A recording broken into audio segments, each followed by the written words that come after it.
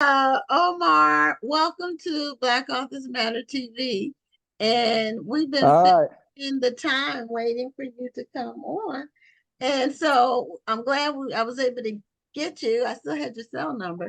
And who is in control? So that's your shirt is connected to your book. Right. What Okay, so stars? Well, say it again. What stars connected to my book? no, your t-shirt. Oh yeah, definitely. Mm. I got a bunch of ideas. Who's in control? We're out of control. We need control sometimes. So I got like a whole bunch of ideas where you can put that control word in there with the control issues that we have. He is out of control. Control yourself. Stop it. That kind of stuff. So yeah, the book is all about the control issues that we have in America, and I'm going to wear shirts the whole tour that deal with that. Okay, so you were gonna hold up your book. So let's so the audience can see the cover. There you And go. this is a psychological thriller from what I read about it. Is that correct? Yeah, psychological thriller. Yeah, it's the Stephen King lane where you start dealing with the mental issues. Mental health is a big issue in America, and this book here is a big mental health issue because you can become delusional based on how much control you want to have and what you think you want to have. People also call it ego tripping sometimes, right? When you try to be in control of everything. So I have a psychologist who has 6 clients in Atlanta who all have control issues, and she's an expert on control issues. So she's trying to help these people, and they're all in Atlanta. And if you've been to Atlanta, you know that there's a whole lot of stuff going on in Atlanta. So a lot of people in Atlanta, they believe they have more control than what they really have. And so when you go to Atlanta, the whole place seems delusional because they all say that they're doing stuff that they're trying to do, but not really doing. Now, you do have some people in Atlanta who are doing things, but a lot of them are talking more than they're doing because that's that whole control thing. They don't control what they would like to do, but they can control their mouths to talk about it. And so this book is based in Atlanta where you have a whole lot of that going on. And I got to go to Atlanta next week. So I'll be down there with them next week. Well, it's So not exclusive to Atlanta. that's true. Are you at home now, or are you on the road right now? Yeah, I'm in Maryland right now, Capitol Heights, Maryland. I'm at a health foods place, Eat Life restaurant in Capitol Heights. I'm right there. So I'm at an event now, and I had to take a break because I knew we are going to have a short interview. But I said, oh, I'm going to take a break. So I'm right in front of the audience doing a Zoom call. And we just talked about the book over here. Then I jumped right on the call with you guys. So I'm in Maryland. Tomorrow I'm going to be back up in Baltimore at the Pratt Library. Then I'm going to do the Newport News Library in Virginia. And then I'm going to keep on rolling, man. I got Richmond. I got North Carolina, South Carolina, Miami, Jacksonville, 23 cities. And then I got to add the Deep South with Houston. That's going to be coming up in July with Essence. I do Essence first, probably Jacksonville before Essence. Then after Texas, I'm probably going to do Oklahoma and Arkansas. So I got a whole lot of stuff to do, man. I gotta come back and let people know I'm back. Well, normally Houston isn't considered the deep south. We are southwest. It is a big stop. Houston's a big stop, but it's way down there. So I had to take care of the East Coast first because I'm from Philadelphia. So I'm on the East Coast. When you get to Houston, you got to take care of the Deep South. So yeah, that's like Texas, the Houston Texas wing is used to like the be its Deep own South country. and then the West So Coast. Yeah, yeah, Texas used yeah, to it's be its way own down there. country. So we're Texas are very particular about how our state is described. So So anyway, y'all and you're don't like going saying to the Deep South. You can't Y'all get don't any like well, saying deeper. that it's Deep South. not. Okay, Texas isn't considered the deep south. But anyway, okay. I know you're going to Newport News. That's my hometown. Got you. Yeah, Newport You're News. Newport News. That's where I grew up. That's where I went to high school. I went to, and you're right I, now. You're right next door to where Rhonda is. I don't know how close Capitol Heights is to where you are. She's in yeah, yeah. Maryland. Yeah, Rhonda's I in. Yeah, actually started I Capitol actually Heights is. started my career down there in Newport News. But go ahead, you got it. Let me Oh, I let said you ask you're only questions. about 30 minutes away from me right now because I live in the DC area now. Yeah, you got it. You got it. You got it. Well, that's something. Yeah. I'm in the DMV for this whole week. And then going Okay. down to Virginia Beach and then coming back to the DMV, back to Baltimore. So yeah, I'm here for the whole week. So the Okay. event one in Baltimore, is it open to the public? Is it something that we can send Yes, it people? is. Everything's open to the public. Whether you buy a book or not is on you, but everything's open to the public. Mm-hmm. And we got the interview with podcaster Marsha Jews. So she's gonna be the podcaster. I'm doing a lot of events with podcasters because they bring an audience and they ready for the questions, and I'm ready for the answers all the time. You know that I'm ready to talk. So we got podcasters all over the coast because they the new thing now. Everybody's doing the podcast thing, so they already know how to talk. They already have an audience, and then I'm a talker, so we get on there together and we rock it out. So I do a whole lot of events with podcasters as the host. And Marsha Jews, yeah, she's very happy, very excited, very good podcaster in Baltimore. Nice. Okay, are you familiar with her, Rhonda? No, I'm not, but I'm gonna look her up. The thing about podcasting, actually, our show is live streamed, but we're on podcast platforms too. But the live is on Facebook, Right. and our podcast Okay. audio is on the platforms, but it's uploaded to them 2 or 3 days after the show. So that part is not live. But our show is almost 4 years old, so we've been around for a while, interviewed over 600 guests, and have a solid audience online, and we have a lot of people who watch the video after the show. So what you hadn't had a book out in a while, and I know at some point you were going into, you said you were going to be a rapper, and with that, and what made you go back to your first love, I guess, writing books? Well, this book is called Control. And the reason why I kind of fell out of love with books for a minute, I couldn't control the film game. We all wanted to adapt, the books to film. And I have a lot of books now. I got 31, Control makes 31. And at least half of those books are great film ideas. And so I kept trying to go out to Hollywood to create films. And then music, of course, is with the films, with soundtracks and stuff.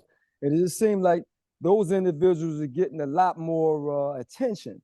And so I was like, man, I can't get movies done. Then we start having a lot of authors that we inspired that were competing against us. So then the first I came in, it was like 12 Black authors.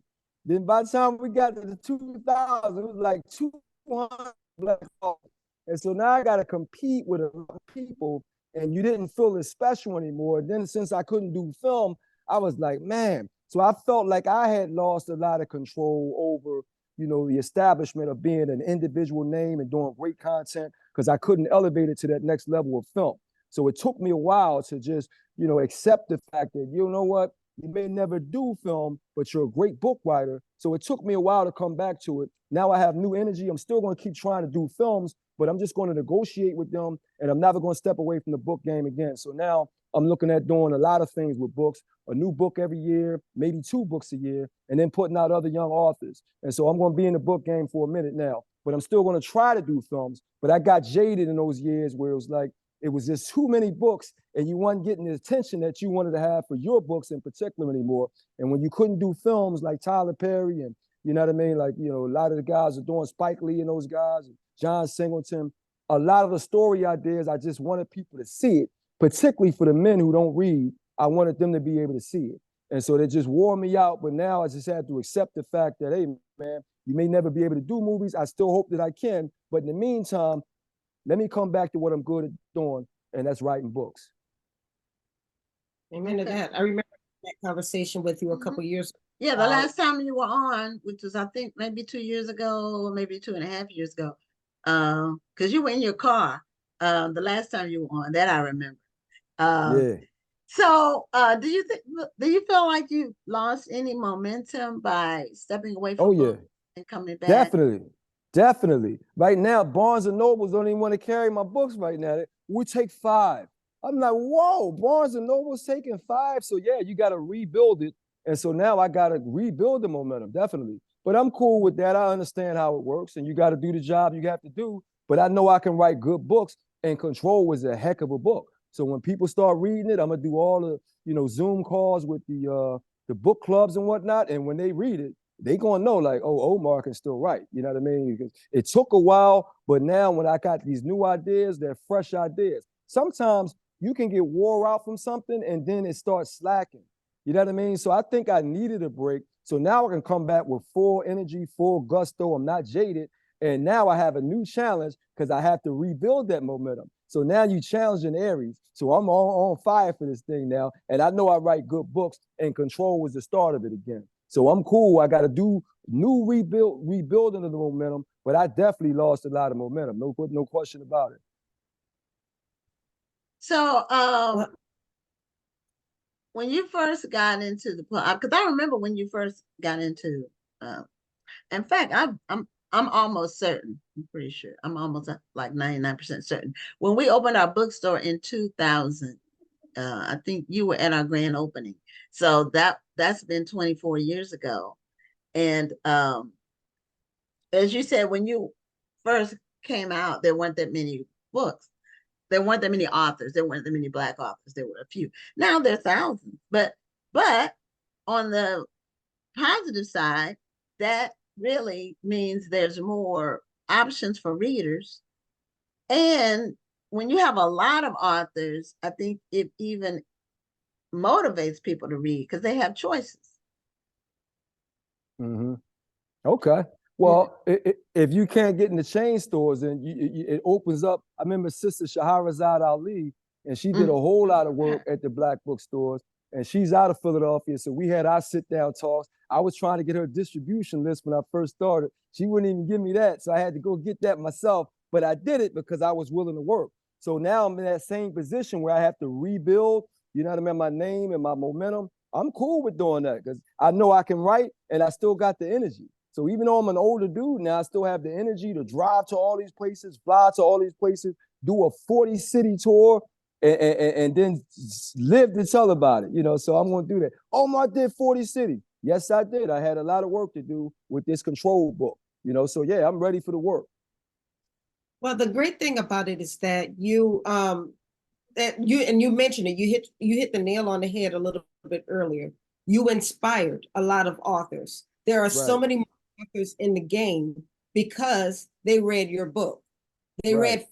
There are many people who started reading because they read Fly Girl. Many people who Right. started writing because they read Fly Girl. So you actually started this. So yeah, you are kind of competing with a lot more authors, but you're competing with authors who you inspired to be authors. And so Right. I think Right. that's something to say for yourself. Yeah, it's ironic, right? But check, I have to tell you something. Simon & Schuster was putting the Fly Girl series back out, and they called me up about 2 months ago and asked me about the cover designs. So I gave them new cover designs. And when they put that in the book back out, they're going after the young people again. So I'm about to start all over again with the young people because the book is still an excellent book and the young people haven't been introduced to it. So my name's going to stretch again with the young people buying Fly Girl again. But now I got to grab all the other books, my Do Right Man, my Single Mom, my Sweet St. Louis, my Leslie, my Just Say No, and make sure that I push them to the social studies classes, the African American literature classes, the African American studies classes, and the American literature classes, because I wrote a lot of books about a lot of different subjects. I never was the kind of writer that wrote the same stuff all the time. I always took on different subjects from our community that were pressing topics. So now I can reintroduce them as social studies. Omar dealt with poverty, family, relationships, you know what I mean? All of them. Every book I wrote had a different issue because I'm a journalist. So I did that on purpose. So now when I come back to them, I can angle those books towards specific social studies and African American studies departments because it's more like social history and me breaking down the issues that we had with so many things in the community. And I never was a person that did something random or used the same thing that someone else did. Even Fly Girl was about 1980s materialism. Then I wrote a book, Capital City, about capitalism in DC when it was all drug people. So I always was writing books that meant something that was journalistically based. And now I'm gonna come back to Simon & Schuster and help them to market those books in the right way. Because if you just market them as just novels, then you're missing the point. These were social studies. Omar was breaking down the Black community from day one, and he never stopped. And so now I'm coming back with this control issue. It's another issue again, where we're losing our mental health because we can't control certain things. And that's the way life is. You have to negotiate. White man is losing control now because Black people have more power. So that's a part of life. You're going to have to deal with negotiating with people now. And so that's what this book is all about. We have to all negotiate. We are not in control like we think we are. Amen. Okay, well, show your book cover again, Omar, because at the end of our time because it was cut short. But I'm glad we were able to get you on and show the Thank you. cover of your book. And Okay, let me your grab book one is of them. Let me okay. grab one of them. There you Oh, go. okay. Your There book you is go. available. It's called Control by Omar Tyree. It's available wherever books are sold, online and brick and mortar. Yep, you got it. Okay, well, Thanks, guys. congratulations on coming back into the game again. And I'm sure it's going to work out well for you on your tour. And I'll be down in Houston with the second week of July after Essence in New Orleans. Oh, okay. All right. Well, Yep. yeah, let us know where you are, where you'll be when you come. We'll see if we can make sure we're there. Yeah, they got me at the Houston Library on July 10th, and I'm going to do some other events around that too. So July 10th, they got me at the Houston Library. I got to see which one it is. Okay, probably All right. downtown. Okay, all right. Take care. Bye. All right, guys. I'll send it to you. You got it. Okay. Thank you. You're welcome. Yep. Bye-bye. All right. Thank you.